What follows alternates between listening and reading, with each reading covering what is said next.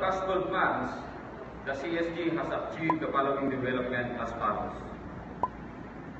Our 17 regional civil security units, or CSUs, all over the country are already operational and providing services to clients and stakeholders from the region.